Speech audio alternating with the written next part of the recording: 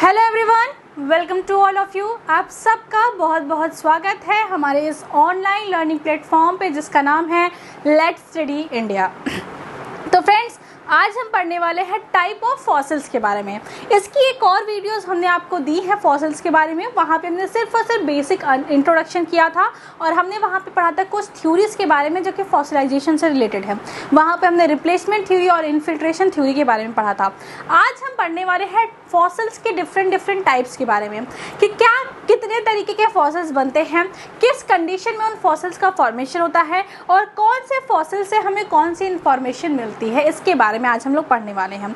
तो फॉसिल से कुछ 6-7 तरीके, कुछ 6-7 टाइप्स आपको हम पढ़ाएंगे और उसमें से सबसे पहला क्या है, सबसे पहले आप लोग पढ़ेंगे, अभी मैं बता दूंगी सबसे पहले क्या पढ़ेंगे। पहले देखते हैं कि टाइप ऑफ फॉसिल्स एक्चुअल में होता क्या है। Fossils occurs in variety of form. जो फॉसिल्स का फॉर्मेशन होता है वो डिफरेंट वैरायटीज के होते हैं। On the basis of nature of fossilisation fossils में be classified into following type. मतलब बस इसमें ये बात कही गई कि फॉसिल्स बहुत अलग अलग तरीके के हो सकते हैं और फॉसिल्स के अलग अलग टाइप के हिसाब से हमने उन्हें डिफरेंट फॉर्म में जो है क्लासीफाई किया है, वो फॉलोइंग है, मतलब कि आपको आगे दिए गए हैं। सबसे पहला तरीका है कंप्रेशन फॉसिल्स। कंप्रेशन फॉसिल्स का मतलब क्या होता है? कंप्रेशन फॉसिल्स का मतलब होता है कि यहाँ पे जो फॉसिल्स का फॉर्मेशन होता है, ये फॉसिल्स जो हैं ये वर्टिकली प्रेस्ड होते हैं। मतलब कि किसी कोई ऑर्गेनिज्म जो है वो जब फॉसिल्स फॉर्म में कन्वर्ट होता है तो वो क्या होता है, वर्टिकली प्रेस्ड होता है। प्रेस्ड होने की वजह से उसकी बॉडी बिल्कुल फ्लैट हो जाती है और उसके कुछ जो है कि रिमेन्स आपको वहाँ पे मिलते हैं, जो कि कंप्रेशन फॉसिल्स का एक तरीका है। मतलब आप कह सकते हैं कि मान लो कि दो चट्टानें हैं, उसके बीच में कोई ऑर्गेनिज्म फंस गया है और उसकी बॉडी वहाँ पे चपटा हो गई, जैसे मार के कुछ चुम्बड़ बना देते हैं ना, वैसे ही दबा के एकदम उसको चपटा कर दिया गया है और अब उसकी जो बॉडी के रिमेन्स है वो हमें कंप्रेशन फॉसिल्स के फॉर्म में मिलते हैं। तो वही चीज़ यहाँ पे दिया है। ये most common type of fossils है, बहुत कॉमनली ये फॉसिल्स देखने को मिलता है। नेक्स्ट में क्या है कि formed as a result of buried of plant and its parts. किससे फॉर्मेशन का कैसे होता है? जो कुछ प्लांट या उसके कुछ हिस्से जो है अगर धंस जाते हैं, जमीन में बरीड हो जाते हैं, इन द सेडिमेंटेड और सेडिमेंट हो जाते हैं, बरीड हो जाते हैं, किसमें होते हैं, become flat due to compression और overlaying pressure of the sediments. कहाँ पे फ्लैट हो जाते हैं? Due to compression. यहाँ पे क्या होता है, वर्टिकल कंप्रेशन होता है जिसकी वजह से ये फ्लैट हो जाते हैं, और या फिर जो उनका प्रेशर होता है वो जहाँ पे होते हैं वहाँ पे प्रेशर इतना ज़्यादा होता है कि उनकी बॉडी बिल्कुल फ्लैट हो जाती है, कंप्रेस्ड हो जाती है। जैसे कि डायटमिक्स जो अर्थ होती है, मतलब कि जो समुद्र की जो तलहटी होती है जहाँ पे डायटम्स पाए जाते हैं, वहाँ पे फॉर्मेशन होता है डायटमिक्स अर्थ का, क्योंकि उनकी बॉडी में जो डायटम्स होते हैं उनकी बॉडी में होती है सिलिका, और वो सिलिका जब डेथ होती है तो वो सिलिका सेटल डाउन हो जाती है अर्थ क्रस्ट, मतलब कि अर्थ के सरफेस पे, जो कि वाटर के अंदर प्रेजेंट होता है, और वहाँ पे जो डायटमिक अर्थ होते हैं वहाँ पे आपको इस तरीके की कंप्रेशन फॉसिल्स देखने को मिलेंगे। जो वॉल्केनिक एसेस होती हैं, मतलब मान लो कि यहाँ पे कोई वॉल्केनिक इरप्शन हुआ था, यहाँ पे मान लो इस तरीके से कोई वॉल्केनिक इरप्शन होने वाला है और यहाँ पे कोई एनिमल्स है, मान लो कि यहाँ पे कोई एनिमल्स है। एनिमल्स तो मुझे बनाने आता नहीं है, बट आई विल ट्राई। 1 2 3 4, पता नहीं क्या ही, मान लो कोई ह्यूमन है, वो हमारा कार्टून वाला ह्यूमन, ठीक है, कोई यहाँ पे ह्यूमन है और यहाँ से जो है लावा निकल के आ रही है। अभी बेचारा यहाँ पे था, लावा देखते ही बेचारा मतलब गिर गया ज़मीन पे और जो है कि इसकी बॉडी कुछ इस तरीके से हो गई, इसकी बॉडी कुछ इस तरीके से हो गई। अब यहाँ पे पूरे लावा ने इसको कवर कर लिया, तो क्या हुआ, इसकी बॉडी क्या हुई, कंप्रेस्ड हो गई, और कंप्रेस्ड होने की वजह से क्या हुआ कि यहाँ पे कंप्रेशन फॉसिल्स का फॉर्मेशन हुआ। तो चाहे वॉल्केनिक ऐश हो, चाहे सैंड स्टोन है, चाहे डायटमिक्स अर्थ हो, ऐसी कंडीशन में आपको कंप्रेशन फॉसिल्स देखने को मिलेंगे। दिया है कि these fossils does not show structural details, it help to note the external morphology of plant. अब बताइए कि किसी की बॉडी को बिल्कुल ऐसे दबा के चिपटा कर दिया गया हो। अब आप समझना चाहते हैं कि उसकी बॉडी में कैसे टिश्यूज प्रेजेंट होंगे। अब आप समझना चाहते हैं कि उसकी बाहर की जो है कि उसका स्ट्रक्चर कैसा रहा होगा, कैसे ऑर्गेनाइजेशन रहेगी, तो आप उसको उसके बारे में इंफॉर्मेशन नहीं मिलेगी। जो कंप्रेशन फॉसिल्स होते हैं वो आपको सिर्फ और सिर्फ उसकी एक्सटर्नल मॉर्फोलॉजी के बारे में बताते हैं। जैसे कि मान लो कोई चीज़ अगर उसे दबा दी गई, वो बिल्कुल फ्लैट हो गई है, तो जहाँ पे उसका जो एरिया होगा, जो उसकी बॉडी का स्ट्रक्चर होगा, उतने एरिया तक वो क्या होगी, वो इम्प्रिंट हो जाएगी या वो कंप्रेस्ड हो जाएगी। तो इसकी वजह से कंप्रेशन फॉसिल से सिर्फ और सिर्फ हमें क्या मिलता है, हमें सिर्फ इंफॉर्मेशन मिलती है उसके एक्सटर्नल मॉर्फोलॉजी की, उसकी इंटरनल मॉर्फोलॉजी या उसकी बॉडी की बनावट के बारे में हमको इन्फॉर्मेशन नहीं मिलती। मैंने कुछ फिगर ऐड किया है जो कि कंप्रेशन फॉसिल से रिलेटेड है। ये प्लांट से रिलेटेड एक फिगर था। यहाँ पे ये जो है लीफ है जो कि इस तरीके से जो है कि कंप्रेस्ड हो चुकी है, और ये जो एग्जांपल है ये किसी इंसेक्ट का है, और ये इंसेक्ट की बॉडी क्या है यहाँ पे कंप्रेस्ड हो चुकी है। यहाँ पे देखिए इसकी बॉडी की जो एक्सटर्नल मॉर्फोलॉजी है इसके बारे में इंफॉर्मेशन हमें यहाँ से मिल सकती है, लेकिन इसकी इंटरनल जो मॉर्फोलॉजी है उसके बारे में हमें यहाँ से इन्फॉर्मेशन नहीं मिल सकती, क्योंकि इनकी लेयर्स कितने प्रेजेंट थे, कौन से प्रकार के टिश्यूज़ प्रेजेंट थे, इन सब के बारे में इंफॉर्मेशन हमें यहाँ पे नहीं मिल सकती। लेकिन इनका मॉर्फोलॉजी कैसा है, मतलब इनके पास विंग्स थे, इनके पास एंटीनास थे, इनके पास कॉम्पाउंड आइज थी, इनके पास किस तरीके के विंग्स में किस तरीके से जो है इनके किस तरीके के अरेंजमेंट थी, इनकी बॉडी कैसी कितनी लंबी थी, ये सारी चीज़ों के बारे में इंफॉर्मेशन हमें कंप्रेशन से मिल सकता है। तो कंप्रेशन फॉसिल्स किस लिए यूज़ किया जाता है, ये फॉसिल्स यूज़ किया जाता है एक्सटर्नल मॉर्फोलॉजी की स्टडी के लिए, और इनका फॉर्मेशन कैसा होता है जब कोई अर्थ क्रस्ट या फिर वोल्केनिक एसिड्स, डायटमिक्स अर्थ क्रस्ट नहीं, डायटमिक एसिड्स या फिर वोल्केनिक एसिड या फिर सैंडस्टोन वगैरह के बीच में जब कोई ऑर्गेनिज्म वर्टिकली कंप्रेस्ड हो जाता है या फिर जो है वो कंप्रेस्ड हो जाता है, कंप्रेशन की वजह से उसकी बॉडी फ्लैट हो जाती है और वो आगे चल के जो फॉसिल्स बनाते हैं उसे हम लोग कहते हैं कंप्रेशन फॉसिल्स। ठीक है, इतनी ही बात आपको कंप्रेशन फॉसिल्स में पता करनी थी। एक मिनट रुकिए।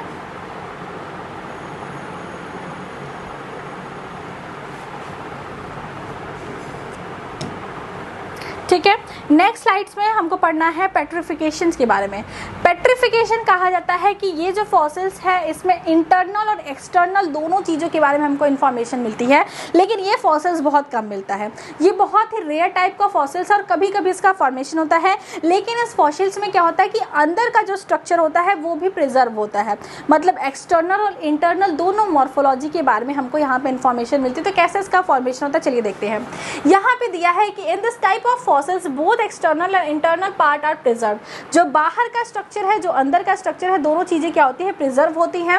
प्लांट टिश्यू प्रिजर्व परफेक्टली, जो प्लांट टिश्यू है वो परफेक्टली प्रिजर्व जाते हैं, डिस्टेंटेड एज इज लिविंग फॉर्म, जहाँ पे वो अरेंज होते हैं लिविंग फॉर्म में वैसे ही उनका अरेंजमेंट देखने को मिलता है, in form of carbonate, sulphate, silicate and phosphatase.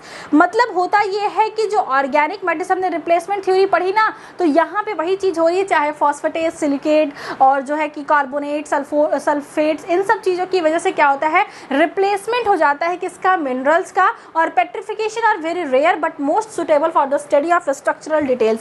ये बहुत ज़्यादा ही इंपॉर्टेंट होता है, इससे हमें बहुत ज़्यादा इंफॉर्मेशन मिलती है, लेकिन ये बहुत रेयर है, जल्दी इनका फॉर्मेशन नहीं होता। और इनका फॉर्मेशन अगर होता है तो ये हमें एक्सटर्नल और इंटरनल दोनों चीज़ों के बारे में इंफॉर्मेशन देती है। कैसे देती है, कैसे, क्योंकि इनका जो बॉडी स्ट्रक्चर होता है इसमें 1 by 1 रिप्लेसमेंट होता है, जिसकी वजह से यहाँ पे मिनरल डिपोजिशन होता है और बॉडी की कंप्लीट जो स्ट्रक्चर है वो उसी फॉर्म में हमें देखने को मिलती है। तो इसे कहते हैं क्या, पेट्रिफिकेशन टाइप ऑफ फॉसिल्स। अगर आपसे कोई पूछे कि सबसे मोस्ट इंपॉर्टेंट फॉसिल्स या सबसे ज़्यादा इंफॉर्मेशन देने वाला फॉसिल्स कौन सा होता है, तो वो होता है पेट्रिफिकेशन फॉसिल्स। नेक्स्ट में क्या है, इनक्रस्टेशन फॉसिल्स। इनक्रस्टेशन फॉसिल्स में क्या होता है, ये भी बहुत कॉमनली पाया जाने वाला फॉसिल्स है, और इसमें जो है कि हमें एक्सटर्नल इन्फॉर्मेशन के बारे में, एक्सटर्नल जो मॉर्फोलॉजी है, एक्सटर्नल जो इन्फॉर्मेशन उसको वो हमें पता चलती है। दिया है common type of fossil suitable for the study of morphology of the plant. यहाँ पे भी हमको सिर्फ एक्सटर्नल मॉर्फोलॉजी के बारे में इंफॉर्मेशन मिलती है। दिया है at the cast it preserve the external form of the plant and internal cellular structure are destroyed. इसमें क्या होता है कि एक्सटर्नल जो फॉर्म होता है वो प्रिजर्व होता है, जबकि इंटरनल जो फॉर्म होता है वो क्या होता है, डिस्ट्रॉयड हो जाता है। दिया है deposition of hard coats occurs around the whole plant. यहाँ पे आप समझ सकते हैं मोल्ड एंड कास्ट वाला चीज। मोल्ड और कास्ट में हम क्या देखते हैं, जैसे आप लोग पढ़े होंगे कि मूर्ति की मोल्ड होती है, मतलब कि उसमें मिट्टी डाल देते, मतलब उसमें जो भी उनका केमिकल होता है, जो भी मिट्टी वगैरह होती है उसको मिक्स करके डाल देते हैं, जिसकी वजह से एक मूर्ति का शेप हमें मिल जाता है, सांचा कह सकते हैं।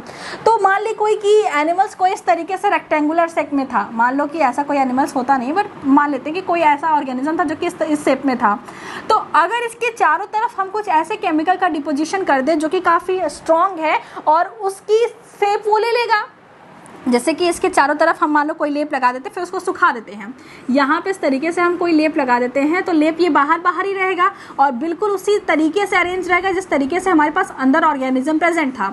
तो इस तरीके से मान लो कि उस पर लेप लगा दिया गया। अब क्या होगा कि ये लेप बहुत स्ट्रॉन्ग है, अब अंदर का जो ऑर्गेनिक मैटर है वो धीरे धीरे क्या होगा, डिकम्पोज होगा और वो रिप्लेस होगा, लेकिन बाहर का जो स्ट्रक्चर है वो बिल्कुल ऐसा दिखेगा जैसे कि वो ऑर्गेनिज्म दिखता है। मान लीजिए जैसे कि हमारी मूर्ति बनानी है, तो हमारी मूर्ति अगर बनानी है या फिर हमारा जो है प्रिंट बना कुछ भी बनाना है तो क्या होता है, एक साँचा होता है जिसकी पूरी नेक्स या फिर जो भी चीज़ें होती हैं वो बिल्कुल उस ऑर्गेनिज्म की तरह बनाई जाती हैं। या फिर आप इस तरीके से समझ सकते हैं कि कोई चीज़ है और उसके चारों तरफ हम कोई लेप लगा देते हैं और फिर उसको खोल देते हैं, तो उससे क्या होगा कि बाहर का जो स्ट्रक्चर होगा वो बिल्कुल उसी तरीके से देखने को मिलेगा जैसा कि वो ऑर्गेनिज्म था। तो मतलब कि कोई हमारे पास ऑर्गेनिज्म था, उसके चारों तरफ कुछ ऐसे मिनरल डिकम्पोज होते हैं, हार्ड कोट उनकी बन जाती है। तो हार्ड कोट बनने की वजह से क्या होता है कि आपका अंदर से अगर पूरा ऑर्गेनिज्म जो है डिकम्पोज भी हो जाता है, लेकिन बाहर का स्ट्रॉन्ग कवरिंग आपको देख के लगेगा कि ये ऑर्गेनिज्म की एक्सटर्नल मॉर्फोलॉजी बिल्कुल वैसे ही देखने में लग रही है जैसे कि ये एक्चुअल ऑर्गेनिज्म था। इस कंडीशन को कहते हैं मोल्ड। बाद में क्या होता है कि मोल्ड के अंदर कुछ मिनरल जो है डिपॉजिट होने लगते हैं। कुछ क्या होता है, मिनरल डिपॉजिट होने लगते हैं। मान लो कि इसके अंदर जो है सिलिकेट्स या फिर सल्फेट कुछ भी चीज़ें डिपॉजिट हो रही है, इस तरीके से कोई भी चीज़ जो है डिपॉजिट हो रही है। डिपॉजिट होने के बाद ये भी इसी शेप के अंदर पूरी तरीके से डिपॉजिट हो जाएगी। उसके बाद आपको इस कंडीशन को कहते हैं कास्ट। इस कंडीशन को क्या कहते हैं, कास्ट। जब बाहर की कवरिंग बन गई होती है और अंदर डिकम्पोजिशन स्टार्ट होता है और बॉडी पूरी खोखली हो जाती है तो उस कंडीशन को कहते हैं मोल्ड। और जब अंदर भी मिनरल्स भर जाते हैं तो उसे कहते हैं कॉस्ट। तो इस तरीके से मोल्ड्स एंड कॉस्ट भी एक तरीका होता है फॉसिलाइजेशन का। मैं आपको फिगर दिखाती हूँ मोल्ड और कॉस्ट के बारे में। यहाँ पे देखिए, यहाँ पे कोई स्नेल की बॉडी है, इसको मैं थोड़ा छोटा करती हूँ।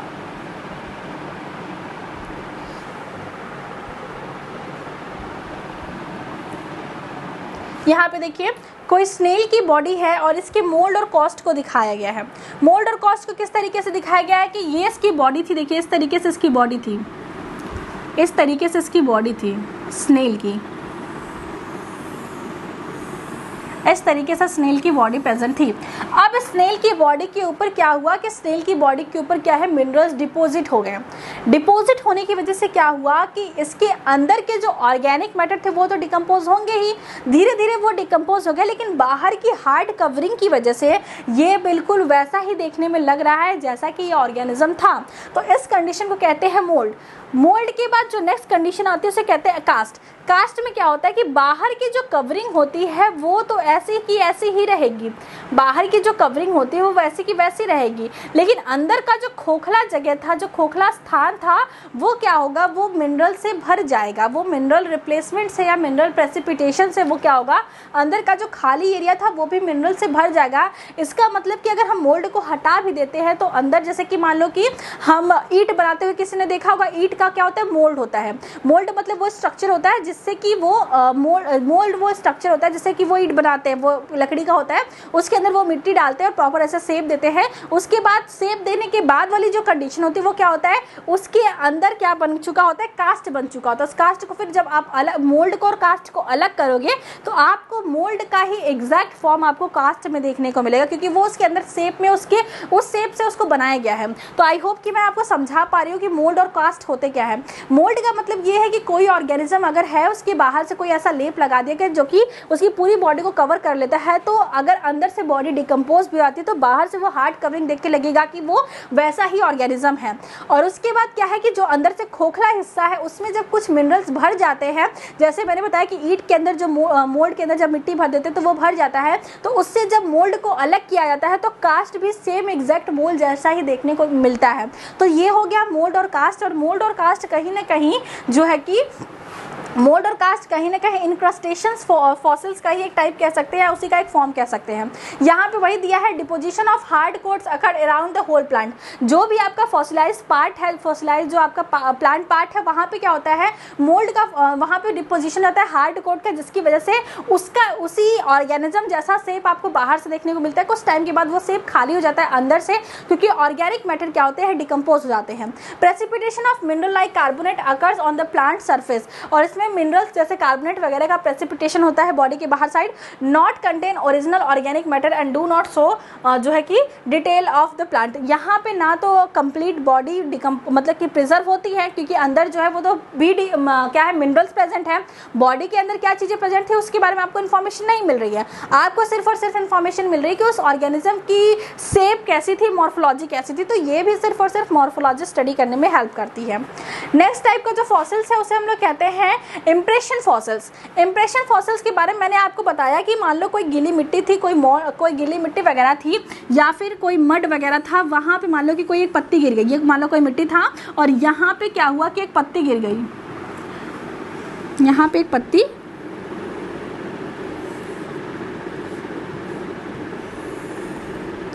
यहाँ पे इस तरीके से एक पत्ती जो है वो गिर गई।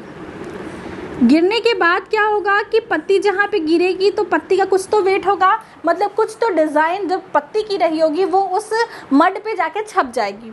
ठीक है, आजकल जो है लीफ की काफ़ी क्राफ्टिंग भी हो रही है। लोग क्या करते हैं, सीमेंट वगैरह बनाते हैं, उस पे लीफ की प्रॉपर शेप बना लेते हैं और उसे डेकोरेटर वगैरह की तरह यूज़ करते हैं, या फिर कोई गमले वगैरह बनाते हैं तो उस पे लीफ की जो है कि वेनेशन को छाप देते हैं, जिससे वो भी एक प्रकार का इंप्रेशन ही है। तो यहाँ पे इस तरीके से हमने बनाया कि यहाँ पे लीफ गिर गई, कुछ टाइम के बाद लीफ क्या होगी, डिकम्पोज हो जाएगी। और मान लीजिए कि ये जो मड है, मान लीजिए कि ये जो मड है, ये मड एक टाइम के बाद कन्वर्ट हो जाएगा किसमें, ये मड एक टाइम के बाद रॉक में कन्वर्ट हो जाएगा। किसमें, रॉक में कन्वर्ट हो जाएगा। रॉक में कन्वर्ट होने के बाद क्या होगा कि ये हमारे पास जो मड था, वाइट कलर का हमारे पास जो मड था, ये मड के ऊपर, इस मड के ऊपर जो प्रिंट है किस चीज़ का, जो प्रिंट है आपकी लीफ के वेनेशन का, मतलब ये जो हमारे पास लीफ की वेनेशन प्रेजेंट थी, इस तरीके से वेन जो प्रेजेंट थी वो इस पे क्या होता है, छप जाता है, वो इस पे क्या होता है, छप जाता है। और ये जो छपा हुआ भाग होता है, ये हमको आगे चल के जब मान लीजिए हमें फॉसिल्स की स्टडी करनी होती है तो हमको पता चलता है कि ये लीफ जो थी इसकी वेनेशन कैसी थी, किस चीज़ की लीफ थी, मतलब उस टाइम में कैसी वेनेशन देखने को मिलती थी, क्या अरेंजमेंट था, उस सब चीज़ों के बारे में हमें यहाँ से इन्फॉर्मेशन मिलती है। तो इंप्रेशन कुछ नहीं होता, मतलब कुछ कहीं पे छाप दिया, किसी की छाप पड़ गई और वो छाप ही प्रिजर्व हो गई। किसी एनिमल, कोई एनिमल जा रहा था मडी एरिया से और उसके पैरों के निशान जो है वहाँ पे पड़ गया, और मान लो कि वो मड जो है एक टाइम के बाद रॉक में कन्वर्ट हो जाता है। ये बहुत ही रेयर केस है, लेकिन वो रॉक्स में अगर कन्वर्ट हो जाता है तो वो भी वहाँ पे छपा हुआ रहेगा और उसकी वजह से भी हमको इन्फॉर्मेशन मिलेगी। ठीक है, तो ये हो गया इंप्रेशन। मैंने यहाँ पे फिगर भी ऐड किया है इंप्रेशन का। तो ये देखिए, ये एक साइकस की लीफ, मतलब कि एक जिम्नोस्पर्मिक लीफ का जो है कि इंप्रेशन है। कोई ऐसा मड एरिया रहा होगा जहाँ पे ये स्टोन प्रेजेंट है, उसमें क्या है कि इस तरीके से लीफ है। यहाँ पे देखिए, यहाँ पे देखिए, ये हमारे पास है लीफ की डंडी है और यहाँ पे इस तरीके से देखिए हमारे पास लीफ प्रेजेंट है। इस तरीके से हमारे पास लीफ प्रेजेंट है। लीफ की जो बाहर की चीज़ें हैं वो ख़त्म हो चुकी हैं। ये लीफ के सिर्फ और सिर्फ वेनेशंस के बारे में हमें यहाँ पे पता चल रहा है। ये लीफ की छोटी छोटी पत्तियाँ हैं जिसके बारे में हमें यहाँ पे पता चल रहा है। ये देखिए इस तरीके से,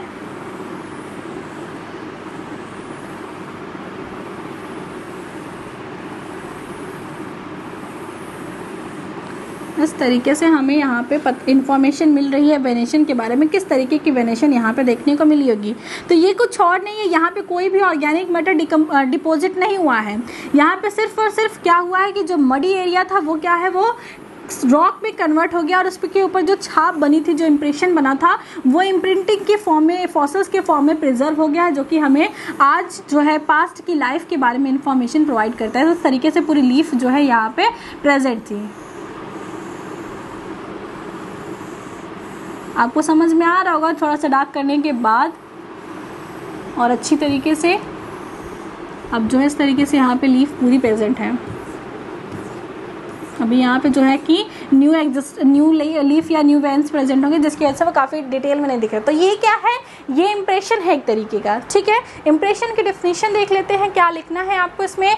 जस्ट इंप्रेशन ऑफ प्लांट और plant part on sediments. Rock पे, सेडिमेंट्स पे, मड पे क्या होता है, सिर्फ और सिर्फ इंप्रेशन बनता है। Not organic matter is contain, मतलब कोई भी ऑर्गेनिक मैटर यहाँ पे ना तो प्रेजेंट होता है ना तो डिकम्पोज होता है। उसके बाद दिया है impression of leaf give detail of venation pattern. अगर किसी लीफ का वेनेशन हो, लीफ का जो है इंप्रेशन मिलता है हमें, तो वो लीफ की वेनेशन के बारे में कंप्लीट इन्फॉर्मेशन देता है।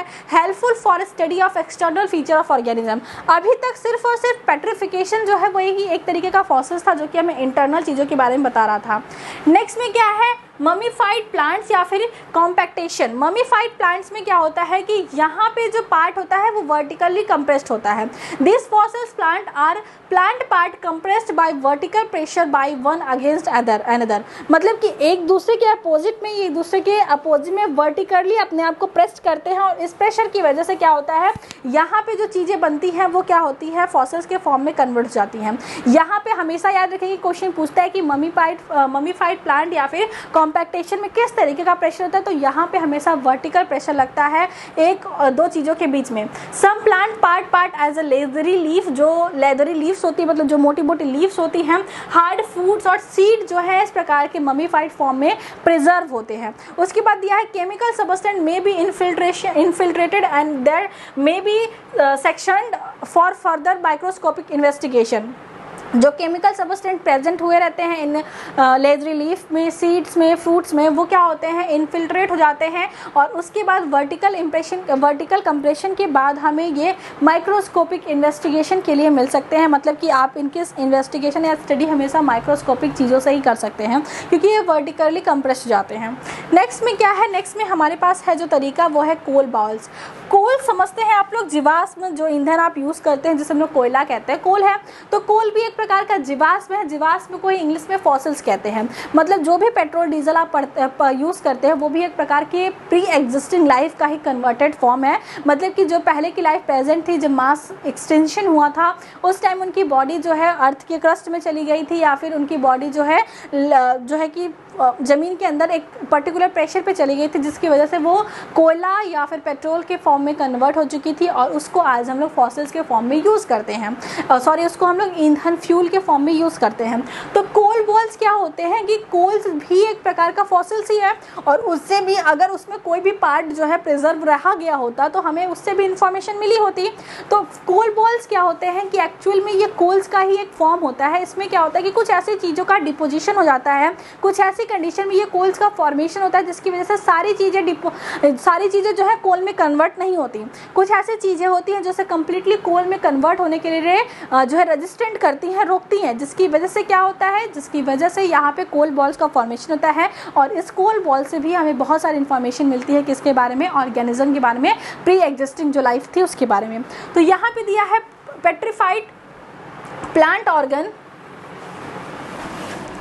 यहाँ पे दिया है पेट्रीफाइड प्लांट ऑर्गन ऑफ रफली spherical shaped are known as the coal balls. जो पेट्रीफाइड जो प्लांट पार्ट्स हैं जो कि रफली शेप, गोले शेप में, आपको राउंडेड शेप में देखने को मिलते हैं, उसे कहते हैं coal ball. Due to infiltration of calcium carbonate, magnesium carbonate या फिर आयरन सल्फेट के इनफिल्ट्रेशन की वजह से, मतलब कि इनफिल्टर हो जाता है क्या, कैल्शियम कार्बोनेट का डिपोजिशन हो जाएगा, मैग्नीशियम कार्बोनेट का डिपोजिशन हो जाएगा, आयरन सल्फेट का डिपोजिशन हो जाएगा। इसकी वजह से क्या होता है, प्लांट पार्ट जो है वो प्रिवेंट हो जाता है conversion of plant part into the coal. इन सारी चीज़ों के प्रेजेंस की वजह से प्लांट पार्ट कोल में कन्वर्ट होने के लिए प्रिवेंट हो जाता है, मतलब कि वो कम्प्लीटली कोल में कन्वर्ट नहीं होता है।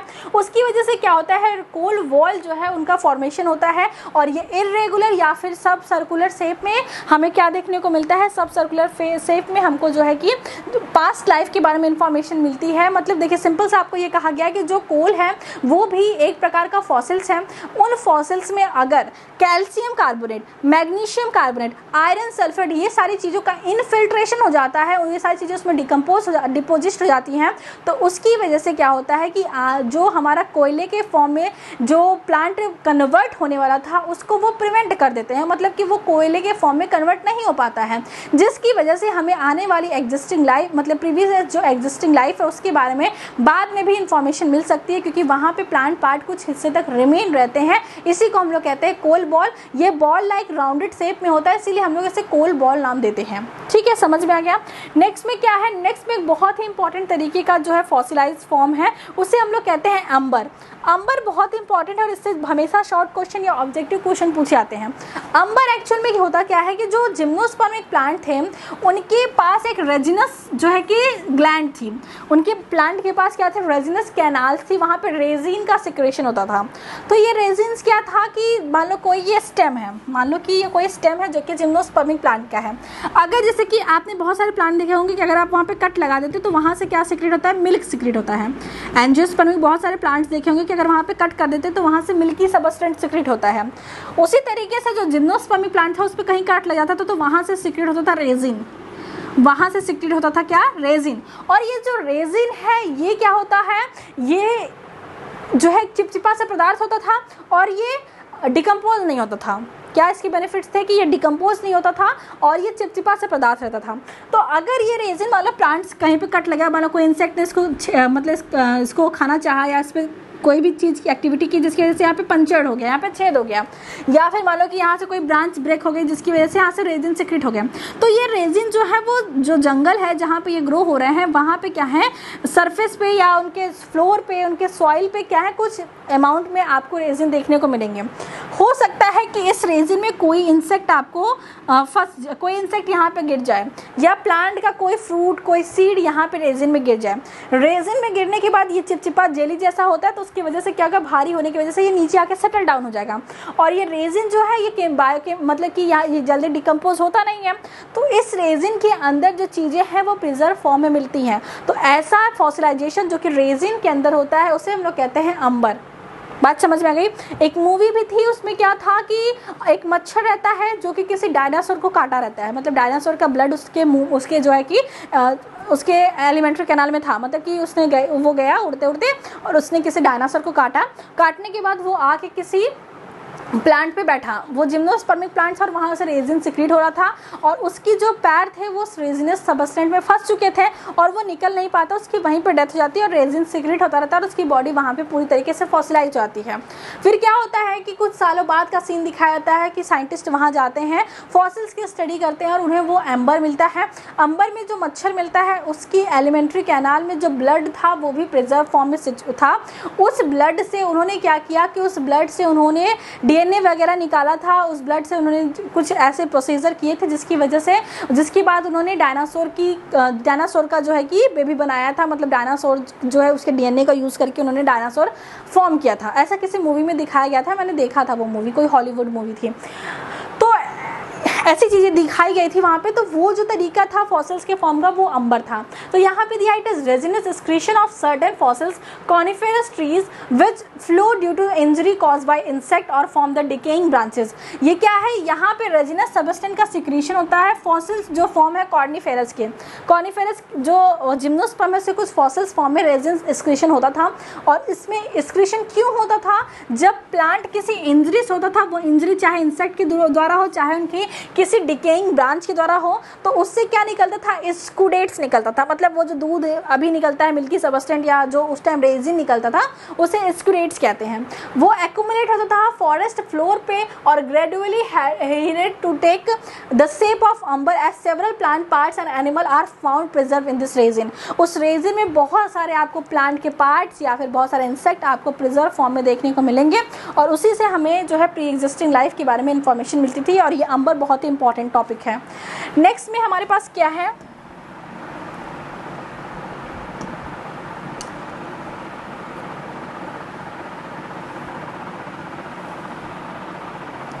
नेक्स्ट में हमारे पास है लीफ कोल या पेपर कोल। यहाँ पे क्या है कि लीफ जो होती है, जो प्लांट्स की लीफ होती है, थिन डेड लीफ जो होती हैं, या कोई inner tissue of the leaf are destroyed, they are only layer of the cuticle after layer. मतलब कि होता क्या है कि कुछ लीव्स होती है जिनके ऊपर क्यूटिकल की काफ़ी वैक्स, जो क्यूटिकल वैक्स होता है उसकी काफ़ी थिक कवरिंग होती है। तो अगर लीफ की डेथ हो जाती है, मतलब लीफ फॉल आउट हो जाता है, उसके बाद अंदर का जो मटेरियल होता है वो डिकम्पोज जाता है, लेकिन बाहर का जो मटेरियल है वो एज अ फॉसिल्स के फॉर्म में, क्यूटिकल जो है वो फॉसिल्स के फॉर्म में स्टोर जाता है। ये इतना ज़्यादा एग्जाम में पूछा जाने वाला टॉपिक नहीं है, लेकिन आपकी बुक्स में दिया था इसलिए मैंने यहाँ पे इसको इंक्लूड कर दिया। नेक्स्ट तरीका क्या है, एक्चुअल रिमेन्स। एक्चुअल रिमेन्स में क्या है कि यहाँ पे ये बहुत ज़्यादा पुराने फॉसिल्स नहीं होते, ये रिलेटिवली यंग फॉसिल्स होते हैं, और ये कंप्लीट इनका डिकम्पोजिशन जो है प्रिवेंट हो जाता है।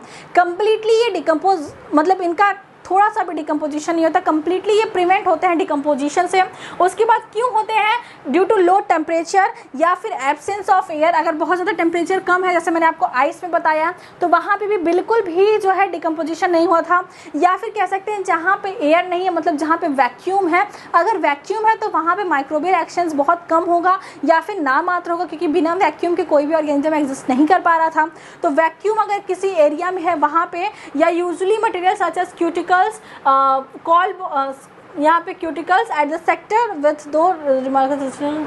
तो वही चीज़ यहाँ पे दिया है कि यहाँ ऐसे कंडीशन जहाँ पे जो रिलेटिवली मतलब कि यंग प्लांट हो या फिर ऐसी चीज़ें हो जो बिल्कुल भी डिकम्पोज नहीं हुई है। क्यों नहीं हुई? क्योंकि वहाँ पे चाहे तो टेम्परेचर बहुत कम था, जैसे मैंने साइबेरिया के में वुली मैमथ का एग्जाम्पल आपको बताया था, चाहे तो वहाँ पे एब्सेंस ऑफ एयर हो, मतलब वहाँ पे वैक्यूम हो। तो ऐसे इन्वायरमेंट में जो फॉसिल्स का फॉर्मेशन होता है उसे एक्चुअल फॉसिल्स कहते हैं, क्योंकि यहाँ पे सारी की सारी चीज़ें आपको देखने को मिलती हैं, चाहे वो उसकी एनाटॉमी हो, फिजियोलॉजी हो, चाहे तो फिजियोलॉजी नहीं, एनाटॉमी हो, मॉर्फोलॉजी हो, उसकी बोन्स की स्ट्रक्चर हो, हर चीज़ के बारे में आपको इन्फॉर्मेशन मिलेगी। लास्ट में क्या है? Pseudo fossils.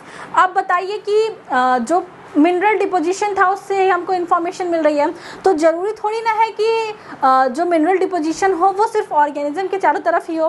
कभी कभी क्या होता है कि कहीं पे एट रैंडम कुछ ऐसी कंडीशन बन जाती हैं कि कुछ ऐसे शेप बन जाते हैं, कुछ ऐसे प्रिंट्स बन जाते हैं जो कि आपको लगते हैं कि ये किसी ऑर्गेनिज्म का फॉसिल्स हैं, बट एक्चुअल जब स्टडी की जाती है तो वो ऑर्गेनिज्म के फॉसिल्स नहीं होते हैं, वो एट रैंडम या किसी मतलब कि कैसे भी करके इन्वायरमेंट में वो कुछ ऐसे प्रिंट्स बन जाते हैं, कुछ ऐसे फॉर्म्स बन जाते हैं जो कि किसी एनिमल जैसा दिखते हैं।